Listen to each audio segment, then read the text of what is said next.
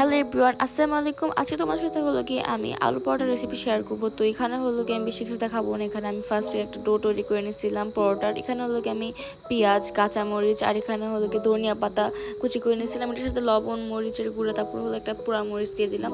এরপর হলো কি আমি আলু সিদ্ধ করছিলাম ফার্স্ট, এটা দেখতে পেয়েছি তোমরা। তো ওইটা হলো কি এর সাথে আমি যে পেঁয়াজগুলি করে রাখছিলাম আর কি, বানায় রাখছিলাম, ওইটা হলো কি আলুর সাথে মিশে একটা ভর্তার মতো করে নিবো। আলু ভর্তাই বলতে পারো, শুধু এখানে আমি সরিষার তেলটা ইউজ করি নিই। তো এখন চলো হলো গিয়ে আমরা আমাদের রুটিটাকে বেলে নিই আর কি। দেখতে পাচ্ছ আমি কীভাবে একটু সিম্পলভাবে হাত দিয়ে যতটুকু পারি আমি যতটুকু করছি আর কি। আর আমার গোল হয় না কখনো সময় রুটি বা পরোটা, কোনো সময় গোল হয় না। তো এখন হলো কি আমি এটাকে বেলে নিয়েছি সুন্দর করে।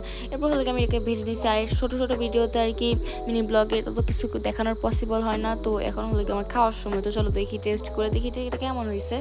তো গাইস, এটা খেতে আসলে অনেকটা মজা হয়েছিল, অস্থির হয়েছিল। তো যাই হোক, আজকে মিনি ব্লগে পর্যন্তই। আল্লাহ হাফেজ।